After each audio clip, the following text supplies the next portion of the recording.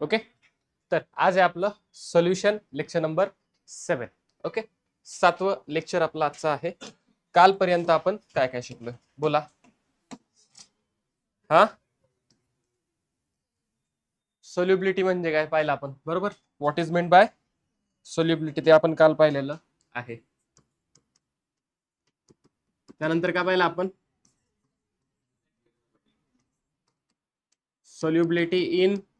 Solubility of solid in liquid.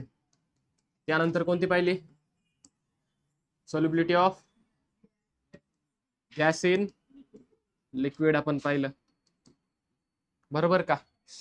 त्यानंतर next काय पाहिले आपण, factors affecting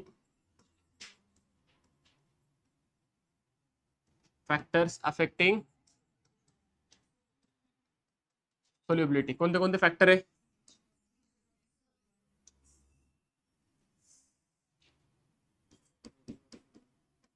nature of solute and solvent, second temperature, आणि थर्ड या प्रेशरवरच आपण एक लॉ काढला होता कोणासाठी, फॉर गॅस इन लिक्विड साठी. काय लॉ होता आपला, हेनरीज लॉ. काय होतं बरं हेनरीज लॉ नुसार, solubility directly proportional to pressure. Solubility is equal to KH into KH म्हणजेच काय होतं तुमचा, हेनरीज कॉन्स्टंट. KH काय होतं तुमचा, इथपर्यंत ऑलरेडी आपलं झालेलं होतं, बरोबर. आज आपल्याला काय पाहिजे, व्हेपर प्रेशर म्हणजे काय आपल्याला आज पाहायचं आहे. काय केलंय आपण, काय केलंय, एक कंटेनर घेतलाय, ठीक आहे, आणि ह्या कंटेनर मध्ये एक लिक्विड टाकले. काय केले कंटेनर मध्ये एक,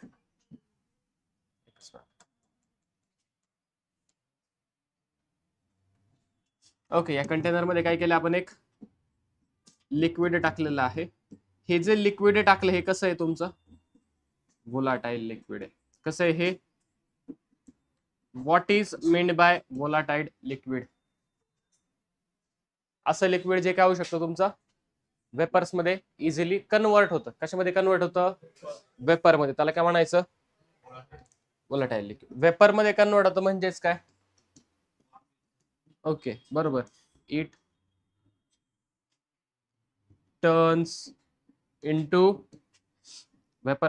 कशामध्ये कन्वर्ट होईल त्यांचं, अवकाशामध्ये कन्वर्ट होईल, वेपर्स मध्ये त्याचं कन्वर्जन होणार आहे.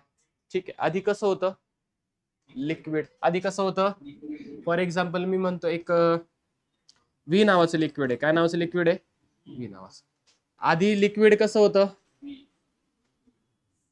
सॉरी, आधी व्ही कसं होतं तुमचं, लिक्विड स्टेट मध्ये. आता कसं झालंय, गॅस स्टेट मध्ये. प्रोसेसला काय म्हणतो आपण, वेपरायझेशन. प्रोसेसला काय म्हणतो आपण, आणि समजा या गॅसचं कन्व्हर्जन लिक्विड मध्ये झालं, हा, कंडेन्सेशन. प्रोसेसला काय म्हटलं जातं, याच्यात काय डाऊट, या दोन प्रोसेस काय नवीन आहेत का तुम्हाला, समजलंय का. आता कंडेन्सेशन कधी होईल, काय केलंय, हा जो कंटेनर आहे ना याला आपण लीड लावले, वरतून झाकलेले, झाकण लावलेले, ठीक आहे. सुरुवातीला काय होईल, वेपरायझेशन होणार आहे. वेपराइज लिक्विड आहे तुमचं, वेपर मध्ये व्होलाटाईल लिक्विड आहे तुमचं, कशामध्ये कन्वर्ट होईल, वेपर मध्ये. याच्यातून काय बनतील तुमचे वेपर. एका पॉइंट नंतर सगळे वेपर पार्टिकल वरती साठतील, आणि पुन्हा हे जे वेपर पार्टिकल तुमचे तयार झालेत, हे वेपर पार्टिकल पुन्हा लिक्विड मध्ये कन्वर्ट होते. काय डाऊट, समजलंय का. आता सुरुवातीला, कधी सुरुवातीला रेट कशाचा जास्त असेल, वेपरायझेशनचा असेल का कंडेन्सेशनचा असेल, आधी कंडेन्सेशन होईल का आधी वेपरायझेशन होईल, आधी काय होणार, मग कंडेन्सेशन होईल ना. जर वेपरायझेशन झालंच नाही तर गॅस टू लिक्विड येईल का, आधी काय गरजेचं आहे, लिक्विड टू गॅस जाणं, बरोबर का. अहो बरोबर आहे का, नक्की का. मी म्हणतो एक स्पेसिफिक टाइम झालाय आणि त्यावेळेस एक वेपरायझेशनचा रेट तुमचा कॉन्स्टंट झालाय. काय झालाय वेपरायझेशनचा रेट, काय झालाय वेपरायझेशनचा रेट, कॉन्स्टंट. ठीक आहे, काय डाऊट, कंडेन्सेशनचा रेट कसा असेल? हा काय तुमचा रेट ऑफ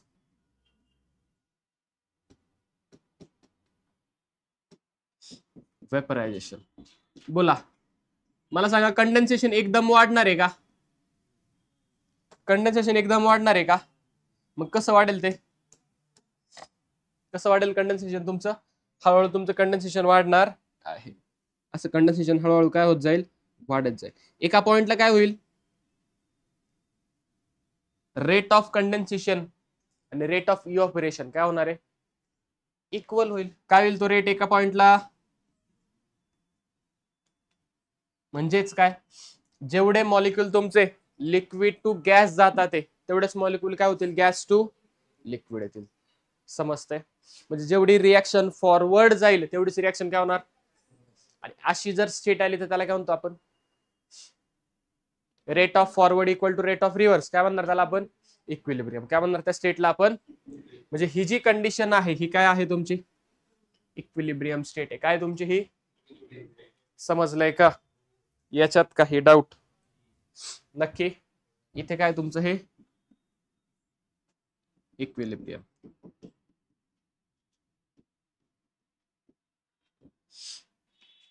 इथपर्यंत कळलंय का?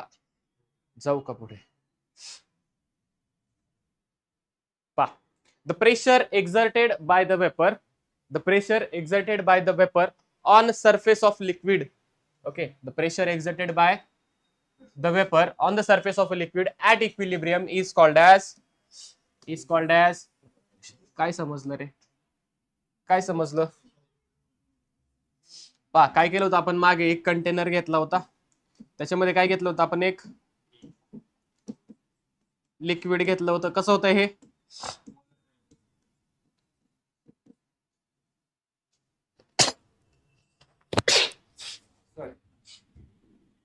कसं होतं हे लिक्विड?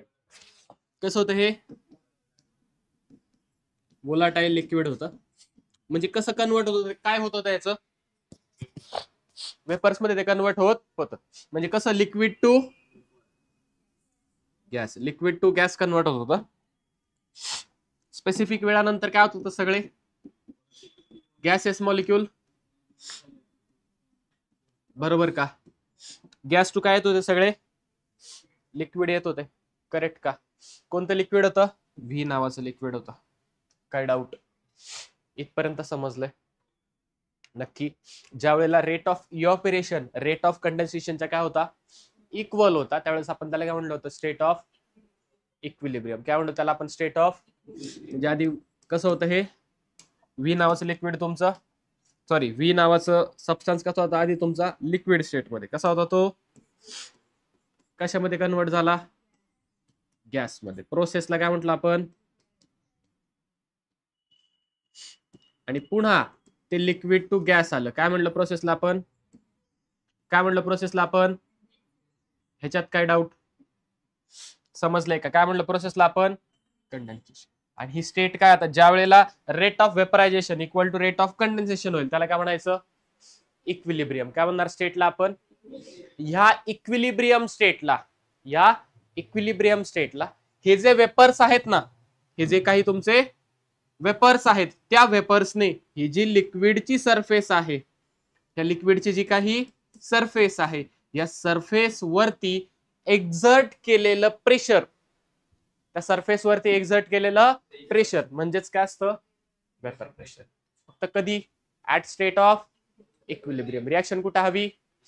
इक्विलिब्रियमला वेपर्सने लिक्विडच्या सरफेस वरती एक्झर्ट केलेलं प्रेशर काय म्हणायचं? संपलं. एवढंच. काही डाऊट? समजलंय का वेपर प्रेशर काय असतं? नक्की कळाले? कळलंय का? घेता का लिहून? घ्या बरं पटकन. पहा, नेक्स्ट काय आपल्याकडे? Factors affecting vapour pressure. कोणते कोणते फॅक्टर्स आहेत जे काय करतात? वेपर प्रेशरला अफेक्ट करतात, ते आपल्याला पाहायचे आहेत. ठीक आहे. सर्वात पहिला फॅक्टर काय आपल्याकडे? टेम्परेचर.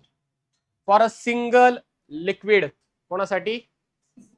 म्हणजे काय? असं लिक्विड जे सिंगल आहे. म्हणा बावळाट.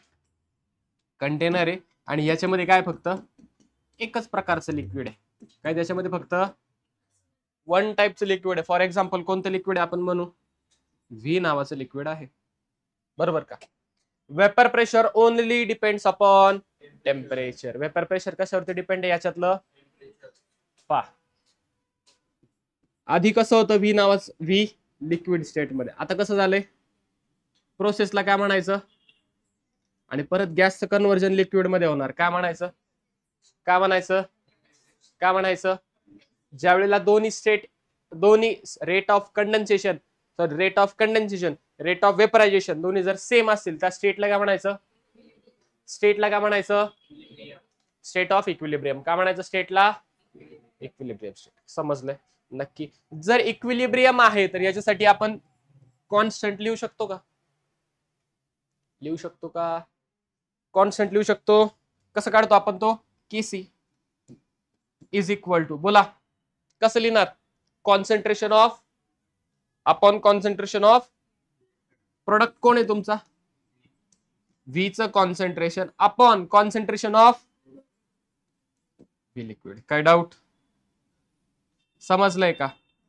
परंतु एकतर आपण कॉन्सन्ट्रेशन गॅसेस स्टेटचं लिहितो सगळ्या, नंतर सगळ्या लिक्विड साठी लिहितो. गॅस आणि लिक्विड एकत्र लिहिता येत म्हणून आपण इथे काय लिहिणार, फक्त गॅस साठी लिहिणार. कोणासाठी लिहिणार फक्त, म्हणजे कसं लिहिणार ते, इज इक्वल टू, काय डाऊट, समजलंय का, समजतंय. अहो काय डाऊट. आता पहा कशावरती डिपेंड आहे, फक्त टेम्परेचर वरती. कशावरती डिपेंड आहे फक्त, कसं पहा, जर टेम्परेचर इन्क्रीज केलं, काय केलं आपण टेम्परेचर, पुढच्या पेजवर घेतो, बोला काय केलं आपण. समजा temperature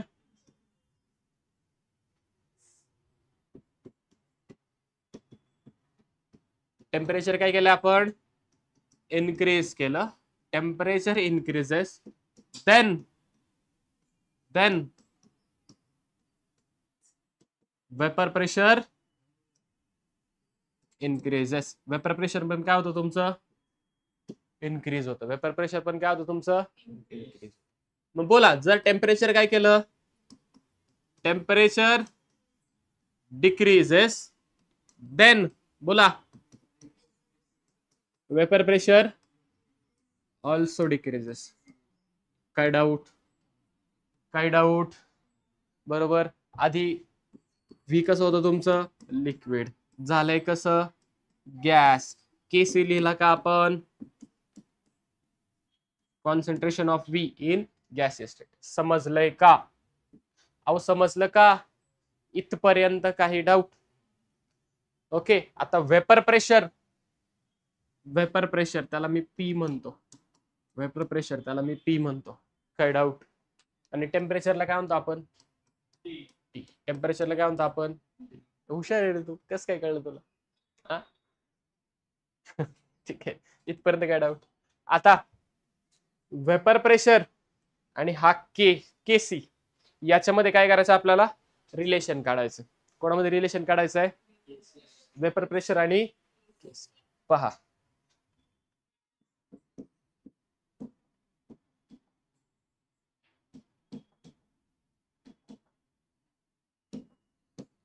vapour pressure P and Kc are related to each other as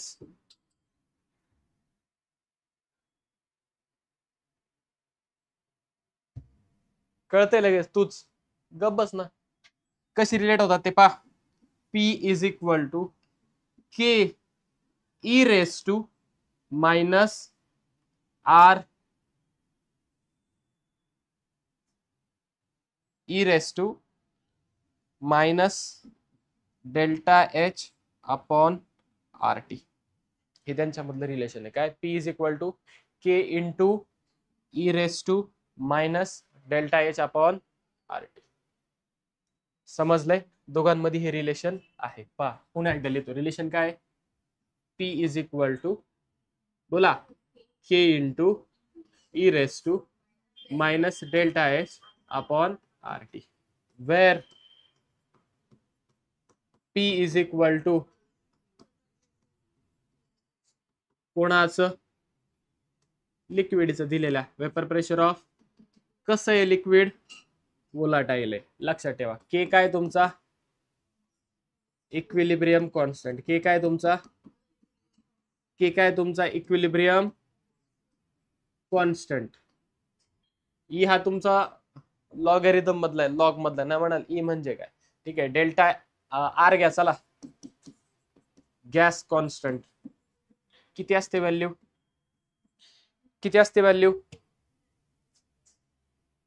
gas constant value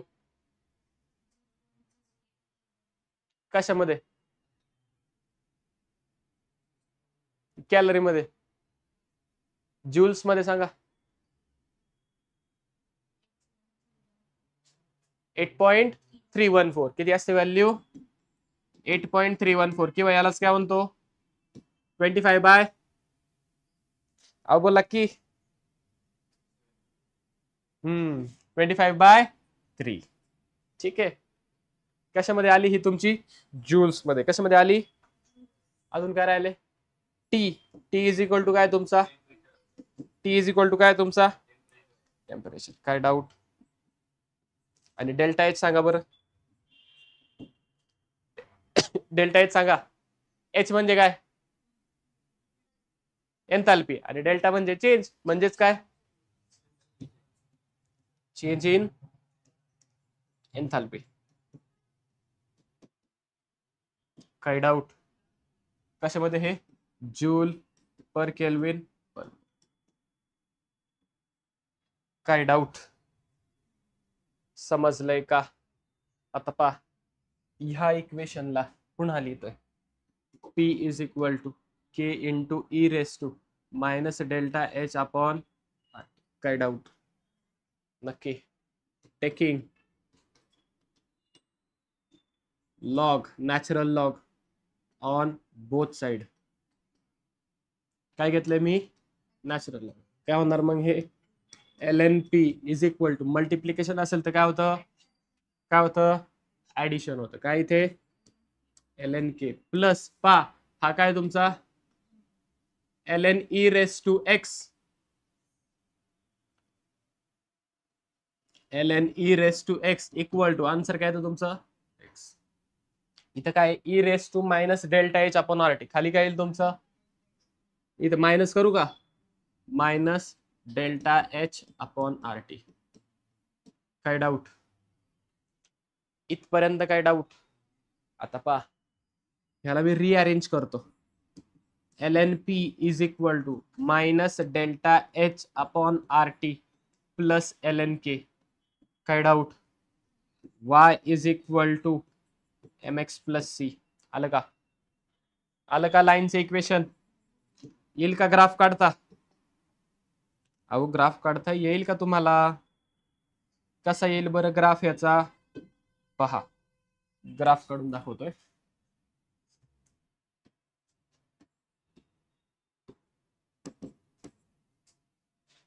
check करा. वाय ऍक्सिसला काय तुमचा LNP, काय तुमचा LNP. एक्स ऍक्सिसला काय तुमच्याकडे, एक्स इंटरसेप्ट काय तुमचा 1/t. काय तुमचा 1/t. आलं का. आणि स्लोप कसा आहे रे, मायनस आहे ना. कसा आहे स्लोप, मायनस. म्हणून लाईन कशी येईल तुमची, अशा पद्धतीने. समजलं का. हा झाला तुमचा ग्राफ. काय झाला हा तुमचा ग्राफ ऑफ इक्वेशन. कळलंय का.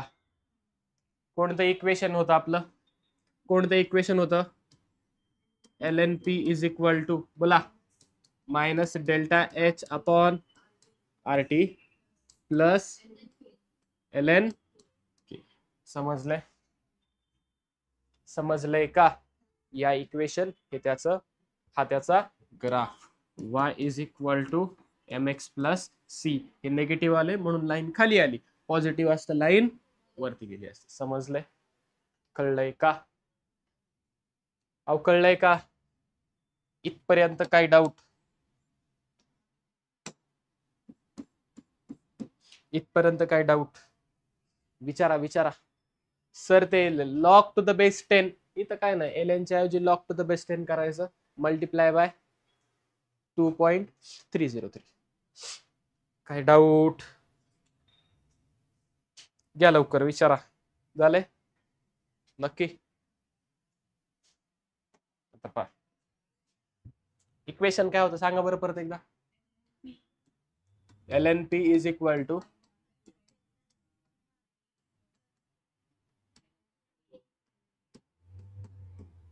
for 2 different temperatures. For temperatures, कोणते टेम्परेचर्स? T1 and T2. दोन वेगवेगळ्या टेम्परेचरला. टेम्परेचर जर बदललं तर वेपर प्रेशर काय होतं? जर टेम्परेचर वाढलं, वेपर प्रेशर, टेम्परेचर कमी झाला, वेपर प्रेशर सुद्धा कमी होणार. ठीक आहे, इथं म्हणतो मी T2 ग्रेटर दॅन T1. ठीक आहे, दोन वेगवेगळ्या टेम्परेचर साठी घेतलंय. पहा काय होणार? lnp1 is equal to delta H upon R T1. ठीक आहे, प्लस lnk. तो इक्विलिब्रियम कॉन्स्टंट आहे, तो काय तुमचा बदलणार? तो काय तुमचा बदलणार? अहो कळतंय का? घेऊ का पुढे? नेक्स्ट पहा, टेम्परेचर T2 साठी lnp2 is equal to minus delta H upon R T2 plus lnk. काय डाऊट? याला म्हणतो इक्वेशन 1, याला म्हणूयात इक्वेशन 2. पहा, सबट्रॅक्टिंग इक्वेशन 1 फ्रॉम काय बोला, lnp2 minus lnp1. Equation 1 from 2 ना, 1 मायनस करायचे कशातून? ओ झोप आली का? मग बोला, करू का मायनस? इक्वेशन सेकंड पहा काय, minus delta H upon R T2 plus lnk minus in bracket बोला RT1 हा प्लस. जमेल का सोडवायला तुम्हाला? सोडवा बरं, काय ते पहा, सोडव की.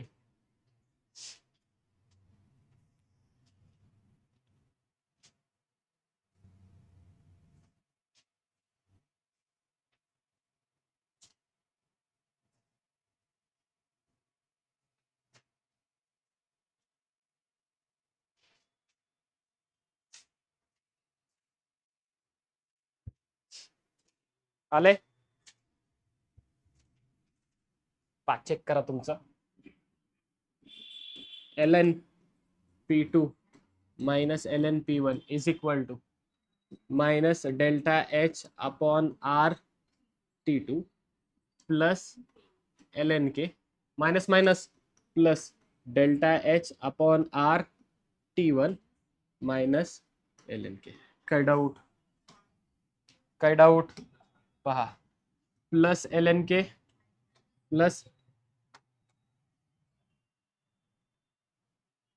Plus lnk minus lnk cancel. काय झालं ते? काय झालं ते? कॅन्सल. पुढे पहा, याला मी डिवाइड करतो P2 अपॉन P1. ठीक आहे, is equal to delta H upon R. Delta H upon R आहे का दोन्हीकडे? कॉमन काढलं पहा, delta H upon R. Sir हे पॉझिटिव्ह येते, निगेटिव्ह येते, कॅन्सल का नाही केलं? इथे टेम्परेचर काय? T2. इथे टेम्परेचर काय? T1. नाही असं नाही होत. ठीक आहे, सगळं सेम असेल तर कॅन्सल करतो ना, +2 ला -2 करतो. समजा असं आहे 1/2 आणि 3/2 असं करतो का आपण? समजा असं असेल 3/4, हे कॅन्सल होतील का? नाही होणार. कळतंय? समजते? वरची टर्म कॅन्सल असं नाही होत. ठीक आहे, काय डाऊट? कॉमन काय काढलं? Delta H upon R common काढलं. आतमध्ये काय राहिलं? 1/-1/T2 plus 1/T1. काय डाऊट? समजलंय का? आता हा नॅचरल लॉग आहे, याचं लॉग टू द बेस 10 करायला काय करतो आपण? Multiply by 2.303 log to the base 10 P2 upon P1 is equal to, बोला, delta H upon R in bracket 1/T1 minus 1/T2. काय डाऊट? याला नंतर लिहिलं फक्त. समजलंय का?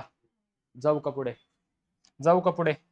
पहा, therefore ते इक्वेशन पुन्हा लिहितोय 2.303 log to the base 10 P2 upon P1 is equal to, काय होते इक्वेशन? बोला, delta H upon R in bracket 1/T1 minus 1/T2. दोघांचा बेस सेम करतोय. पहा, 2.303 इथं मल्टिप्लाय, इकडे आला तर log to the base 10 P2 upon P1 is equal to delta H upon 2.303 R in bracket. पहा, बेस सेम करायचा आहे. 3/2 1/3. बोला, काय करणार? यांनी क्रॉस मल्टिप्लाय, 3 3 जा 3 into 3 plus 2 into 1 divided by 2 into 3. बरोबर ना? असंच करतो ना आपण.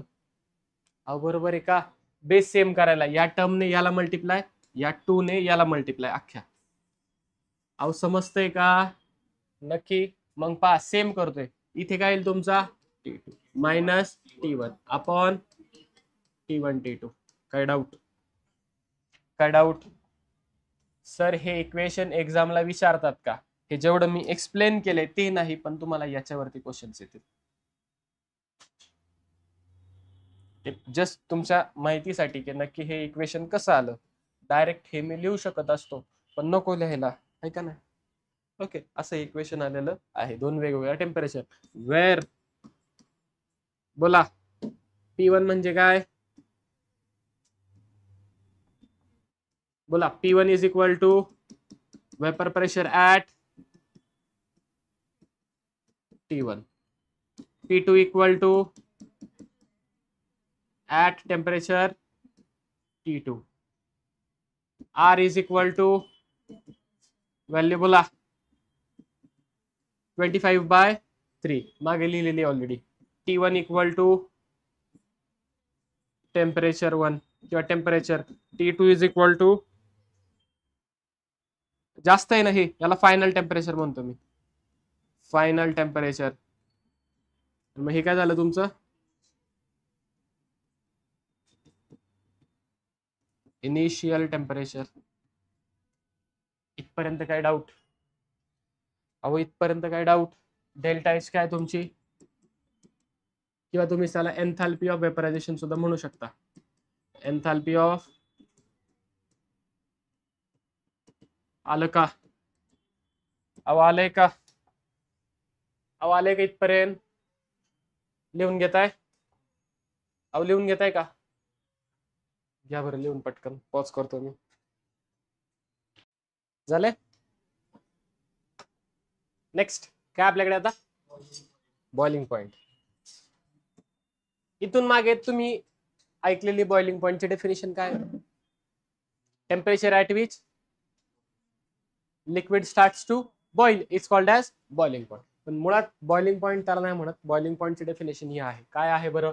When the vapour pressure of liquid is equal to the atmospheric pressure, that temperature is called as boiling point. म्हणजे काय? फॉर एक्झाम्पल पहा, काय केलं तुम्ही? समजा एक कंटेनर घेतलं, ह्या कंटेनर मध्ये काय घेतलं तुम्ही? एक लिक्विड घेतलं. काय घेतलंय? लिक्विड. ठीक आहे. काय लिक्विडचं नाव? व्ही नावाचं लिक्विड आहे. कोणतं लिक्विड आहे? व्ही नावाचं लिक्विड. समजलंय? ठीक आहे. तुम्ही ह्याला बॉईल करता. काय करता? ह्याला बाहेरचं जे प्रेशर आहे ते आहे 1 atm. बाहेरचं प्रेशर किती आहे? आणि आपण समजा म्हणूयात की ह्या लिक्विडचं जे प्रेशर आहे, या लिक्विडचं प्रेशर किती आहे? फॉर एक्झाम्पल 0.4 ATM आहे. किती आहे याचं प्रेशर? बाहेरचं ऍटमॉस्फेरिक प्रेशर किती आहे? बाहेरचं ऍटमॉस्फेरिक प्रेशर किती आहे? अहो बाहेरचं ऍटमॉस्फेरिक प्रेशर किती आहे? ओ थांबा की, ऍटमॉस्फेरिक प्रेशर किती आहे? 180. आणि लिक्विडचं किती आहे?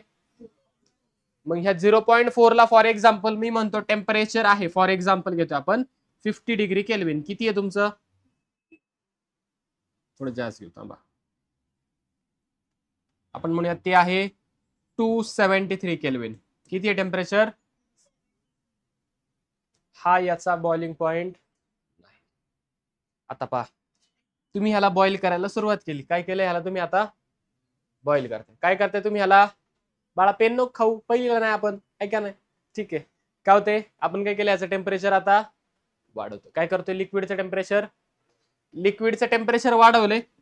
प्रेशर आधी 0.4 होतं, आता झालं 0.6 ATM. आणि तुमचं टेम्परेचर झाले आपण म्हणू 280 डिग्री केल्विन. किती झाले? कळाले? तुम्ही ह्याला परत बॉईल केलं, आता तुमचं प्रेशर झाले 0.8 ATM. किती झाले आता? आणि तुमचं टेम्परेचर झाले फॉर एक्झाम्पल आपण म्हणू 285 केल्विन. किती झालंय? समजले? आता तुम्ही याला पुन्हा बॉईल, तरी कंटिन्यू बॉइलिंग केलं. आता तुमचं प्रेशर झालं 1 ATM. किती झालं प्रेशर तुमचं? आणि टेम्परेचर झालं तुमचं 300 केल्विन. किती झालं समजा टेम्परेचर? आता हे 1 ATM कोणाचे इक्वल झालंय? ऍटमॉस्फेरिक प्रेशरचं झालं का? अहो झाले का? हे 1 ATM हे काय तुमचं? बोला, हे काय तुमचं?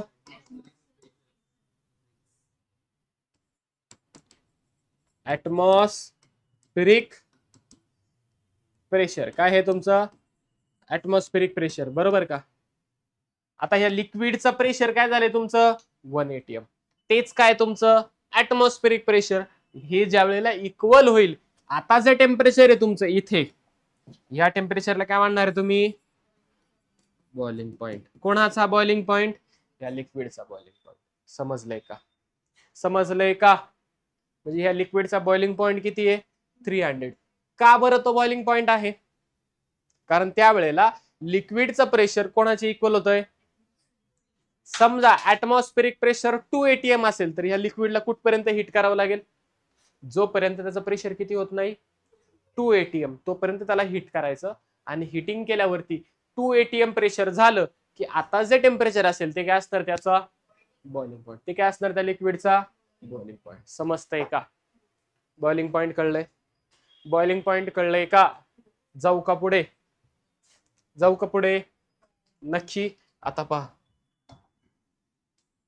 2 कंटेनर आहे आपल्याकडे. काय आता आपल्याकडे? मगाशी एकच होता, 2 आहे. आता मी काय म्हणतोय पहा, अहो म्हणू का?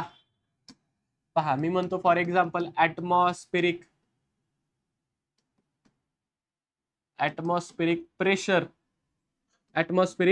प्रेशर तुमचा आहे 1 ATM. ऍटमॉस्फेरिक प्रेशर किती आहे तुमचं? ऍटमॉस्फेरिक प्रेशर किती आहे तुमचं? 1 ATM. याच्यामध्ये एक लिक्विड आहे, ठीक आहे, आणि याच्यामध्ये दुसरं लिक्विड आहे. या लिक्विडचं प्रेशर आहे 0.4 ATM. किती आहे प्रेशर? दोन्ही पण सेम ऍटमॉस्फिअर मध्ये. आणि ऍटमॉस्फिअरचं प्रेशर किती आहे? 1. आणि हे जे लिक्विड आहे याचं प्रेशर आहे 0.8 ATM. नीट पहा, 2 लिक्विड घेतलंय. मी म्हणतो याला लिक्विड ए, याला म्हणतो मी लिक्विड बी. लिक्विड ए चं प्रेशर किती आहे? 0.4 ATM. आणि लिक्विड बी चं प्रेशर किती आहे? प्रेशर म्हणजे वेपर प्रेशर आहेत. काय हे तुमचे? Vapour pressure. वोलाटाईल लिक्विड दोन्ही पण, ठीक आहे. लिक्विड ए चं वेपर प्रेशर किती आहे? 0.4 ATM. आणि लिक्विड बी चं वेपर प्रेशर किती आहे? आणि ऍटमॉस्फेरिक प्रेशर किती आहे? कोणाचा बॉइलिंग पॉइंट कमी असेल? कोणाचा बॉइलिंग पॉइंट कमी असेल? आणि का? याचा वेपर प्रेशर किती आहे? या दोघांचा बॉइलिंग पॉइंट कधी येणार आहे? ज्या वेळेला यांचं प्रेशर किती होईल? 1 ATM. 1 ATM जाणं कोणापासून सोपं आहे? कोणाला सोपं आहे 1 ATM ला पोचायला? बी 1 ला लवकर पोहोचेल. 0.8, 9 आणि 1 हा 4, 5, 6, 7, 8 मग त्याला 1 पर्यंत जाईल. कळतंय? समजतंय? बी हा लवकर 1 ला पोहोचेल म्हणून बी चा बॉइलिंग पॉईंट काय असणार? कमी. आणि ए चा बॉइलिंग पॉईंट काय असणार? याला जास्त हिट करावं लागेल ना, मग 1 ला जाईल. याला हिट कमी करावं लागेल, कमी हिट मध्येच हा 1 ला जाईल, म्हणून बॉइलिंग पॉईंट काय झाला त्याचा? कमी. मग असं लिहू का? Boiling point of B is greater is less than boiling point of A. समजलंय का? समजलंय का? असं याच्यावर आपण इंटरफरन्स काढू शकतो, असं आपण रिझल्ट काढू शकतो का? काय रिझल्ट आला? Vapour pressure increases. Vapour pressure काय झालं तुमचं? Then boiling point decreases. Boiling point काय होतो तुमचा? डिक्रीज होतो. बॉइलिंग पॉइंट काय होतो तुमचा? डिक्रीज. जेवढं वेपर प्रेशर जास्त तेवढा बॉइलिंग पॉइंट काय असणार तुमचा? म्हणू का? More the vapour pressure less is the boiling point. समजलंय का? अहो कळलंय का? अहो समजलंय का? मग हो म्हणा की. ठीक आहे, आले. जेवढा वेपर प्रेशर जास्त तेवढा बॉइलिंग पॉइंट. का कळलंय? 1 ATM ला मॅच करणं काय ह्यांच्यासाठी सोपं आहे. बाहेरचं 2 ATM असतं तरी बीच जास्त असतं, कारण आता कोणाला मॅच करायचंय? 2 ATM ला. ज्याला सोपं त्याचा बॉइलिंग पॉइंट कमी. आले लक्षात? समजलं आहे का? इथपर्यंत काही डाऊट? घेऊ का पुढे? नेक्स्ट पहा. Boiling point of the liquid can be change by changing the external pressure. आत्ताच आपण पाहिलं बरोबर का? आधी समजा याचा बॉइलिंग पॉइंट किती होता? 1 ATM. एक्सटर्नल प्रेशर मी समजा 2 ATM केला, आता बॉइलिंग पॉइंट किती होईल? 2 ATM. पहा, आधी एक्सटर्नल प्रेशर किती होतं? 1 ATM. त्यावेळेला आपण याचा बॉइलिंग पॉइंट किती म्हटलो? 1 ATM. बरोबर का? आता एक्सटर्नल प्रेशर जर मी 2 ATM केलं, बॉइलिंग पॉइंट हाच राहील का? नाही. बॉइलिंग पॉइंट काय होणार? समजतंय का? म्हणजे बॉइलिंग पॉइंट कधी येणार? 2 ATM ला गेल्यावर, असं त्याचा अर्थ. सॉरी. ओके, कळालंय का? समजलंय का? कळलंय का? ओके, नेक्स्ट पहा. 2 प्रकारचे बॉइलिंग पॉइंट असतात. एक काय असतो? नॉर्मल बॉइलिंग पॉइंट, आणि दुसरा काय असतो? ज्या वेळेला ऍट एक्सटर्नल प्रेशर जर किती असेल? 1 ATM, तर त्याला म्हणायचं नॉर्मल बॉइलिंग पॉइंट. ठीक आहे, पहा. आणि boiling point at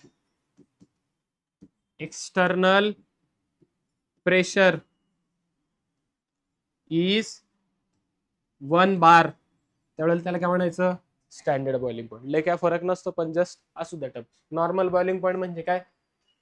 boiling point at external pressure. बोला. Boiling point at external pressure ही एक्सटर्नल प्रेशर ऑफ करू का? एक्सटर्नल प्रेशर ऑफ 1 ATM, आणि इथं काय? External pressure of 1 bar. समजलंय? समजलंय का? 2 वेगवेगळ्या गोष्टी. जाऊ का पुढे? नेक्स्ट पहा. If intermolecular forces of attraction are weak then vapour pressure increases. पहा, समजा एक कंटेनर घेतलाय तुम्ही. ओके, आणि या कंटेनर मध्ये तुम्ही आता पाणी घेतलं. काय घेतलं तुम्ही? आता पाणी जे आहे, समजा वॉटरचे 2 मॉलिक्युल, हा एक मॉलिक्युल आहे, हा एक मॉलिक्युल आहे. या दोघांमध्ये काय असतो? Hydrogen bonding. काय असतो यांच्यामध्ये? जसं जसं आपण टेम्परेचर वाढवतो, यांच्यामध्ये काय होतं? व्हायब्रेशन्समुळे ही हायड्रोजन बॉन्डिंग तुटतात. हायड्रोजन बॉन्डिंग काय होतात? आणि जर हायड्रोजन बॉन्डिंग तुटले तर ते इझिली काय होते? गॅसमध्ये कन्वर्ट होते. कळतंय? आधी इंटरमॉलिक्युलर फोर्स स्ट्रॉंग होता, त्यामुळे बॉइलिंग पॉइंट जास्त होता, वेपर प्रेशर कमी होतं. बॉइलिंग पॉइंट जास्त, वेपर प्रेशर कमी. मगाशीच पाहिलं कुठं? इथं. Boiling point decreases, vapour pressure increases. Opposite, boiling point जास्त, वेपर प्रेशर कमी. सेम वॉटर मध्ये इनिशियली काय होतं? इंटरमॉलिक्युलर फोर्सेस स्ट्रॉंग होते, त्याच्यामुळे बॉइलिंग पॉइंट जास्त. बॉन्ड तोडायला टेम्परेचर वाढवायला लागेल, एनर्जी जास्त लावावी लागेल. बरोबर काय? बरोबर का? बॉइलिंग पॉईंट जास्त म्हणून वेपर प्रेशर. ज्या वेळेला हे मॉलिक्यूल सेपरेट होतील, आता वेपर प्रेशर काय होईल? वाढेल. वेपर प्रेशर वाढलं, बॉइलिंग पॉईंट काय होणार? कमी होणार. बॉइलिंग पॉईंट काय होणार? बॉइलिंग पॉईंट काय होणार? कमी होणार. समजतंय का? अहो समजतंय. That is if intermolecular forces are weak then vapour pressure.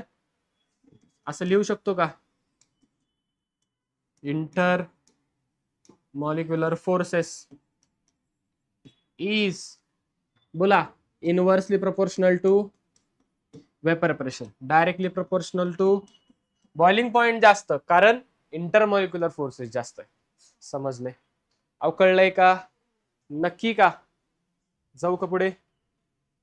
जाऊ का पुढे? मग पहा,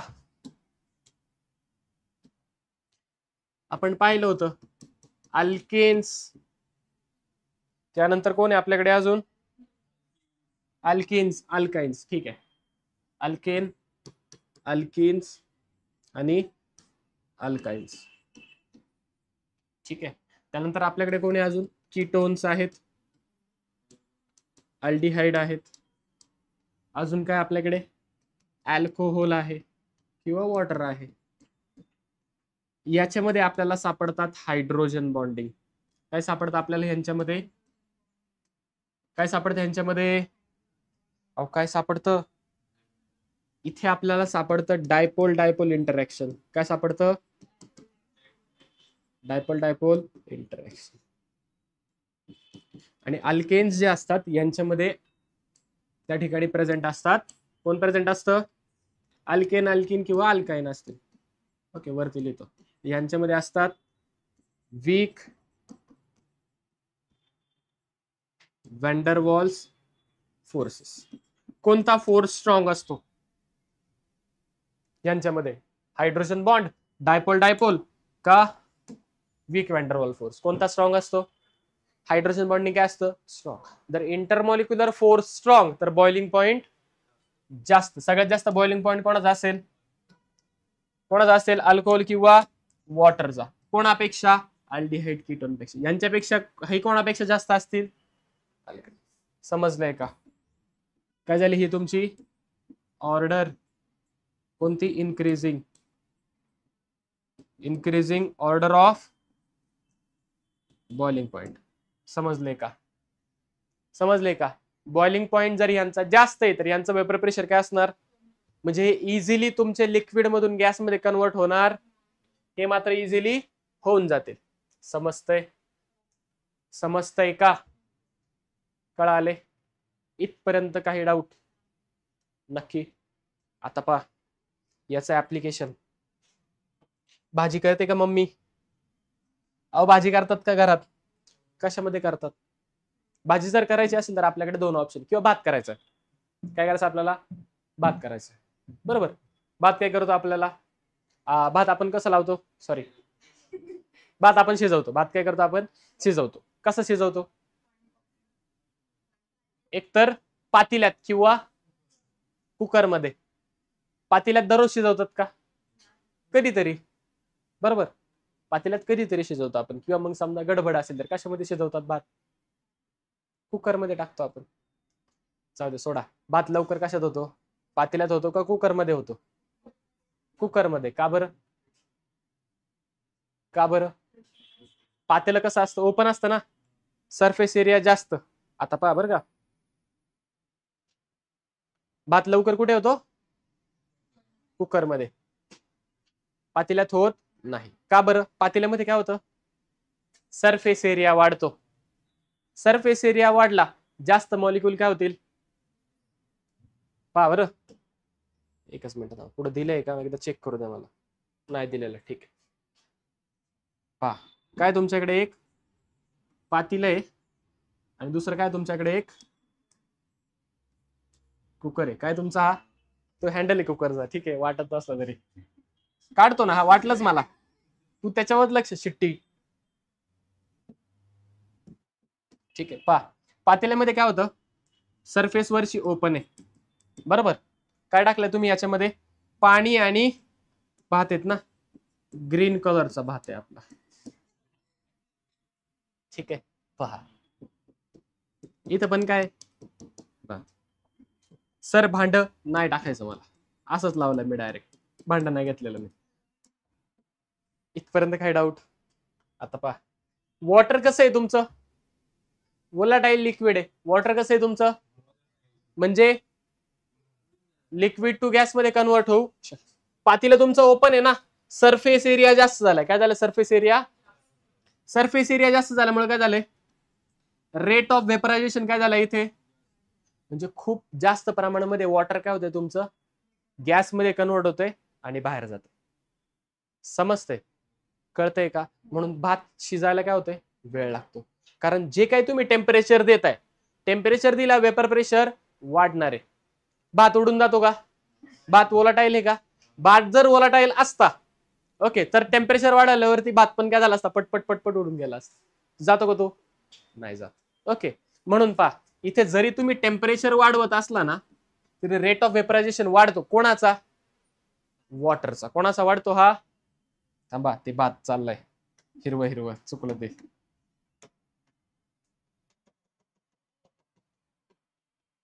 पहा, उडून कोण चाललंय तुमचं?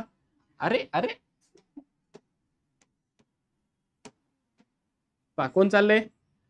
जेवढी काय तुम्ही हीट देताय ते सगळं हीट कोण ऍब्झॉर्ब करतंय? तुमचं वॉटर ऍब्झॉर्ब करतं आणि सगळं गॅस या स्टेट मध्ये बाहेर पडते. त्याच्यामुळे तुम्हाला टेम्परेचर जास्त द्यावं लागतं हिटिंगला. कारण जे टेम्परेचर आहे सुरुवातीला कोण वापरून घेते जास्त प्रमाणात? पाणी. टेम्परेचर आलं, वॉटर घेते, इव्हॅपोरेट होतं. म्हणून भात शिजायला इथे वेळ लागतो. समजते? कारण इथे लिक्विडची वेपरायझेशनची प्रोसेस ही पटपट होते. कुकरमध्ये काय लावता वरती तुम्ही? कुकरला झाकण लावता. झाकण लावलं म्हणजे पाणी बाहेर पडू शकतं का? पाणी बाहेर पडू शकतं का?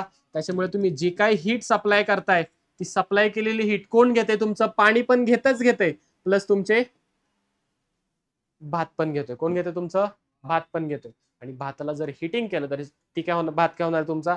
शिजणार आहे, फुगणार आहे, शिजणार आहे. बस, खुश.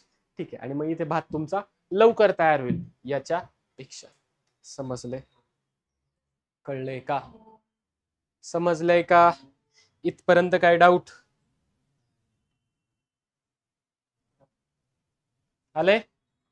कळलंय? जाऊ का पुढे?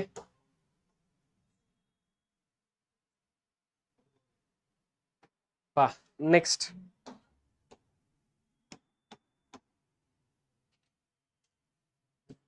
addition of a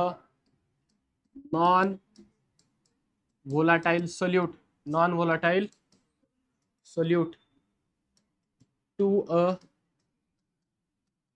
volatile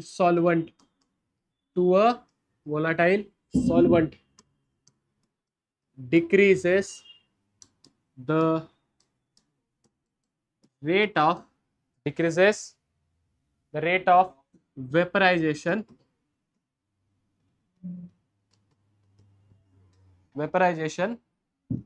and vapor pressure also decreases. Vapor pressure पण काय होतं तुमचं? डिक्रीज होतं. पहा, फॉर एक्झाम्पल 2 कंटेनर आहे तुमच्याकडे, ठीक आहे. दोन्ही मध्ये काय घेतलंय? पाणी घेतलंय. दोघांमध्ये काय घेतलंय?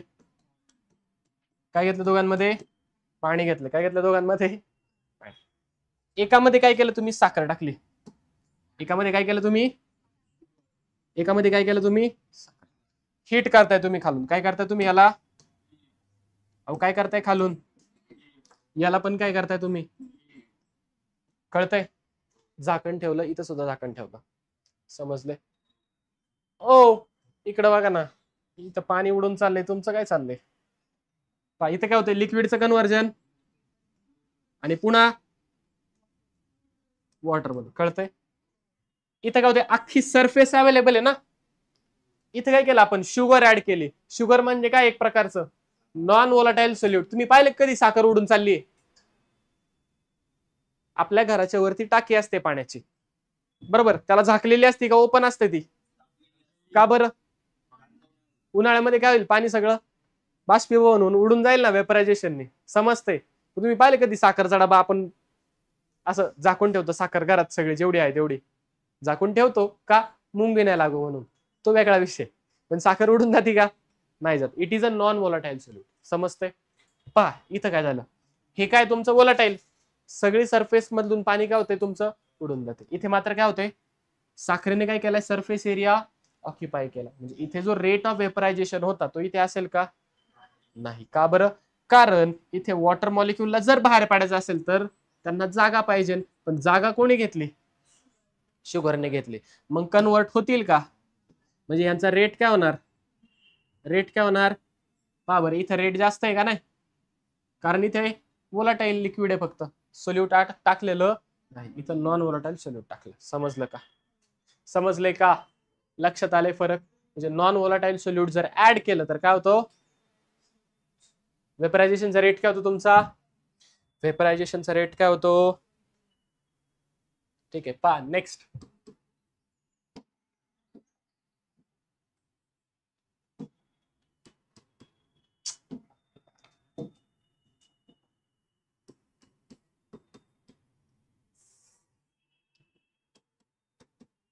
vapor pressure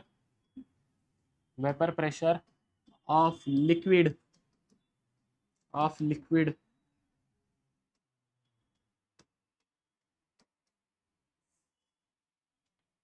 बोल नको, of liquid cannot be changed by changing the amount of liquid,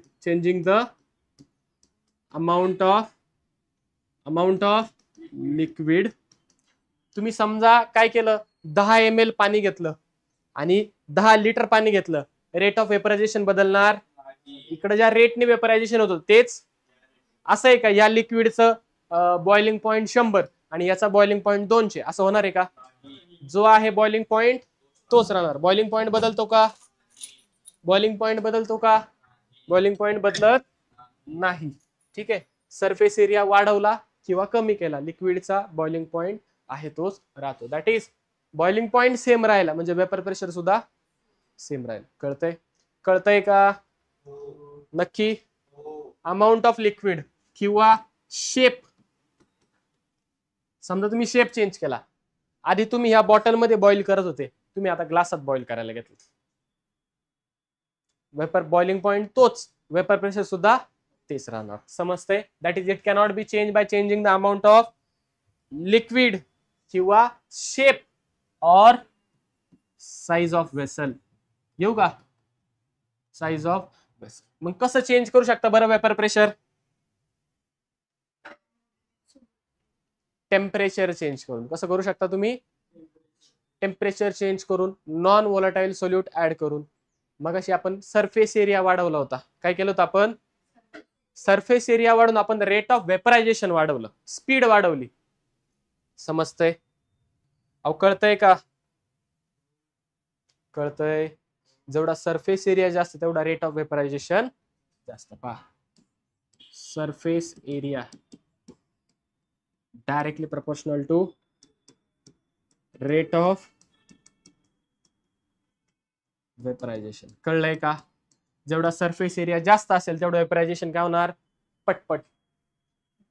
समजते. समजा आपल्याला गरम दूध दिले प्यायला,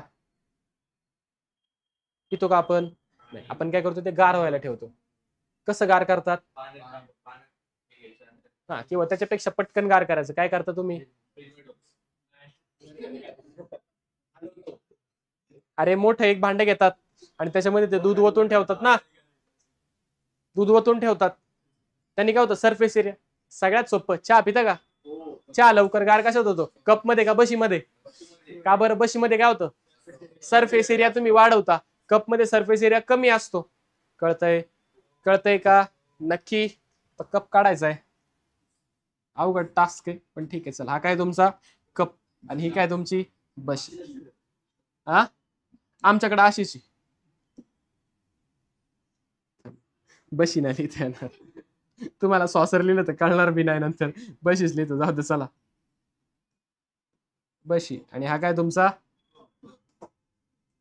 बोला, रेट ऑफ इव्हॅपोरेशन कुठं जास्त असेल, बशी म्हणून. समजलं का, कळलंय का, अहो समजलंय का. म्हशी नाही बावळट, बशी. म्हशी म्हणतोय. कळलंय? अहो कळलंय का? वेपर प्रेशर नाही बदलत, रेट ऑफ वेपरायझेशन बदलतं. समजलंय? अहो कळलंय का? घेऊ का पुढे?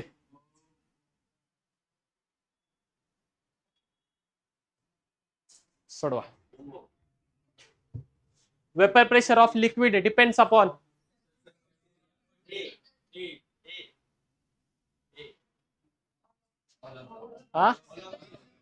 All of the above. नाही. वेपर प्रेशर कसं बदलेल? टेम्परेचर बदललं तर. सांगतो की, थांब ना. व्हॉल्यूम ऑफ कंटेनर, हे बघ, size of vessel. Size of vessel बदलली म्हणजेच काय, व्हॉल्यूम बदललं. आधी मोठ्या बॉटलमध्ये हिट करत होते, आता छोट्या बॉटलमध्ये हिट केलं, बदलेल का? 100 डिग्री 100 डिग्रीच राहणार. व्हॉल्यूम मुळे बदलत नाही. म्हणजे हा ऑप्शन तर गेला. बी आणि डी तर गेले. ए आणि सी पा. ए काय तुमचा? सरफेस एरिया बदलल्याने काय वाढतोय? Rate of vaporisation. Vapour pressure बदलतंय का? नाही, वेपर प्रेशर बदलत नाही, फक्त इव्हॅपोरेशनचा रेट चेंज होतो. कळलंय का? म्हणजे काय? फक्त टेम्परेचर. आलं का? या. नॉन व्होलाटाईल सोल्यूट तुम्ही ऍड केलं, काय होईल?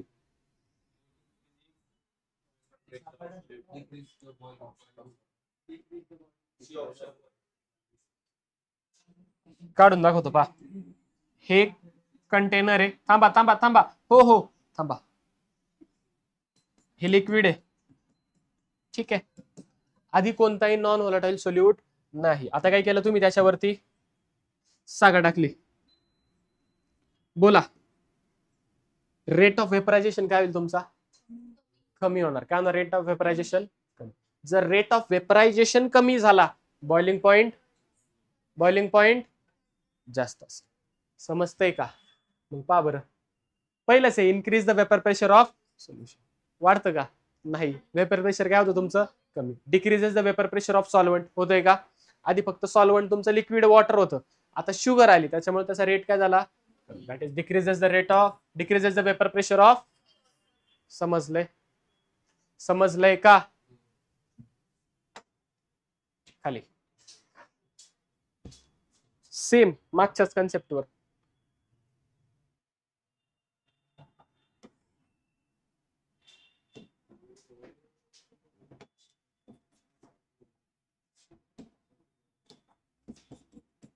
बोला,